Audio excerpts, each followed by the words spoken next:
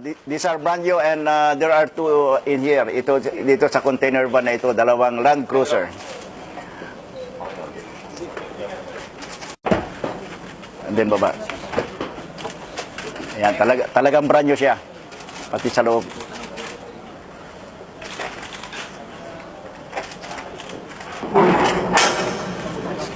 Okay, sige.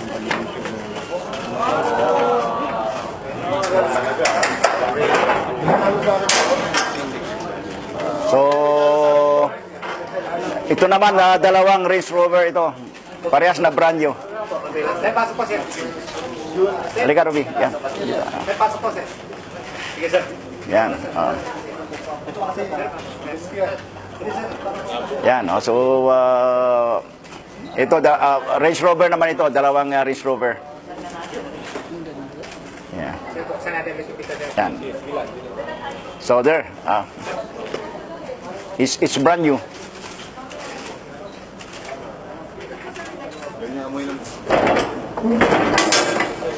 Okay.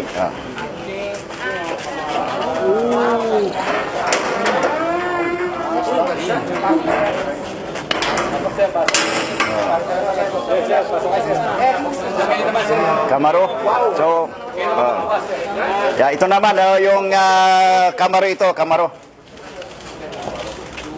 Paano ba buksan ito?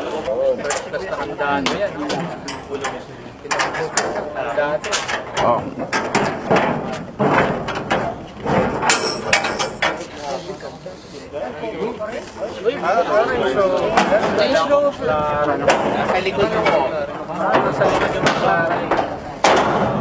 Lalang ni Diamond ah. Hindi, ginamit ito. Para itabi. So, asan yung ano? McLaren? Ha? Saunahan po. Saunahan, nandito. Okay, so... sige, picture na lang. Isa-isa na lang mag-akyat para mapicturean ninyo. Okay, so isi-share na lang sa inyo. Pwede ma-share yun. Pwede na mag-share yun. Isa pa, baka para naman tagalan. Ito. Norman. Ito, payot ma'am. Norman.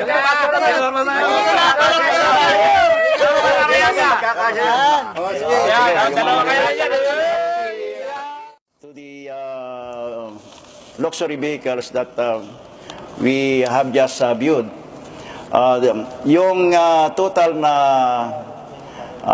number of vehicles that we have seized or we have viewed this morning is 18, broken down by as follows: 12 Toyota Land Cruisers, 3 Range Rovers, 2 Camaros, and 1 McLaren.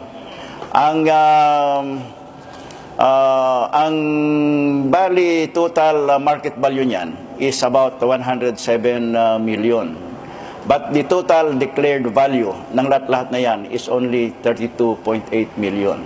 And ang undervaluation, that yung undervalue declared ng mga shippers is about 49%, which is seizurable by that basis. So a warrant of seizure and detention will be issued by the Collector of Customs of MICP for the purpose. So those are the accomplishment of the Bureau of Customs, ng inyong Bureau of Customs for the week. And it looks like we have more coming with the cooperation, support of the employees, the men and women of the Bureau of Customs, as well as the stakeholders and other brokers who are concerned of improving the services of the Bureau of Customs are manifesting the results as we have now. Itong nangyari na mga seizure na ito, it is just one of those that are happening now, which are not happening before. So, Sir Joy po from PTV Channel 4. Sir, have you checked yung background ng Gamma Gray Marketing? Kamusta po ba yung credibility nitong consignment? yeah, but that an investigation is going on now, and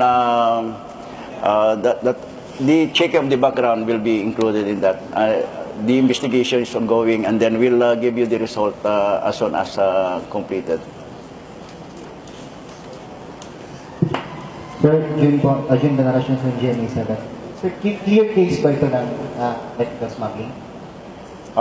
This is under valuation, so it is a technical smuggling.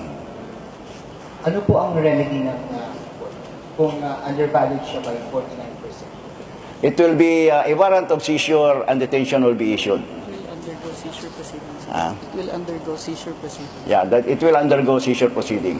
The details I will ask the collector of ICP to answer that question. Pag ganito po bang case, attorney, ultimately, ano to, for auction ba itong mabagsakan pa ganito? Or hindi na? Well, Yeah.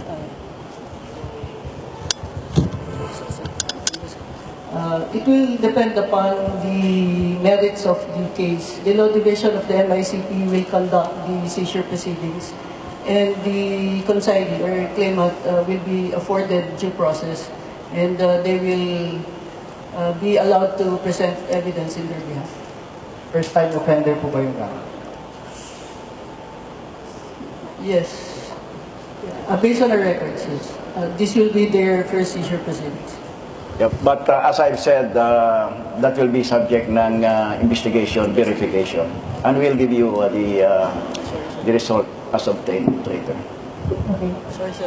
Joanne. For question for attorney, ma'am, how are you able to identify po, may ano ba sa inyo, nag-timbre ba sa inyo that this is going to happen? Can you give us There is an details information kung that we paano got. natin na That the subject ng alert That's natin. Yeah, that is the subject of an information. So we verified it, and based on the value given, there is a reason to seize the cargoes. Yeah. Information from... Well, of course, we cannot tell our source ng information, but there was an information, and then we issued an alert order. And it happened to be true. Again, the alert order is something that should not be feared anymore.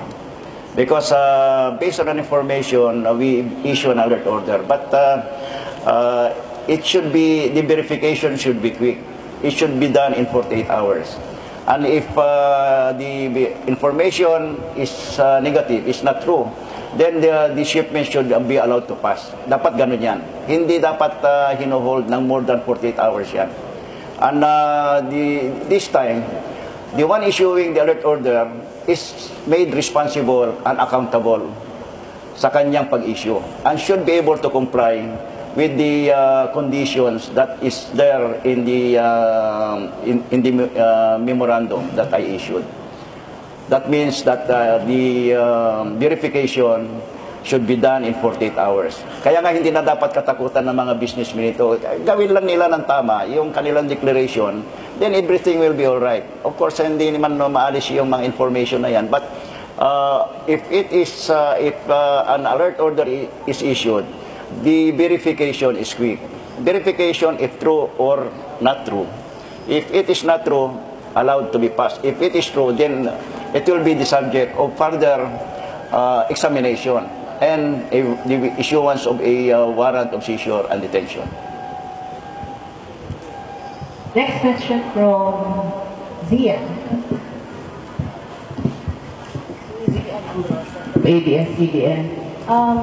Phone question, yung tumaan po ba to sa red lane or yellow lane itong mga vehicles? No, well, wala na. By the way, the green lane remains to be suspended. So ito either dadaan yan sa red lane or sa yellow lane. As to whether red lane or yellow lane ay hindi ko ma-ascertain at this time. But the fact is we had an information and we issued an alert order on this shipment. And it happened to be true. Yung information na yan happened to be true. So they are here with us being held, and a warrant of seizure and detention will be issued as a consequence. Would you happen to, or attorney, would you happen to know kung saan po pa diretso itong vehicles na to? Yung, saan po yung consignee? Like which area lang? In Metro Manila or? Gamarin. Yeah, andiyan yan sa kanila. Metro Manila. It's consigned and addressed here in Manila. Okay na po talaga ito, Kong. Kasi sa mga ganitong vehicles, talagang mabigat po sigurado yung papunta yan, kung sino man na congressman o ano. May ganun po bang tumawag na sa inyo na parang ganon? Wala naman.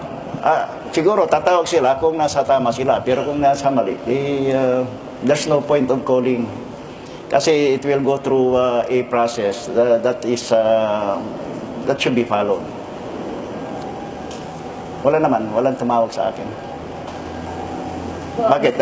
Ganun bang in-expect ninyo? There is a process there. First is the issuance of a warrant of seizure and detention. The next thing is there is a seizure case to be heard in our law division at the MICP. So they will be given the opportunity to present evidence, and the hearing officer will determine whether there is merit to their case. But as it is, since the undervaluation is more than 30%, there is probable cause. There is probable cause or to forfeit the cargo in favor of the government. For feature, di ba eventually, auction na yun, di ba? So, doon papunta to. Yeah.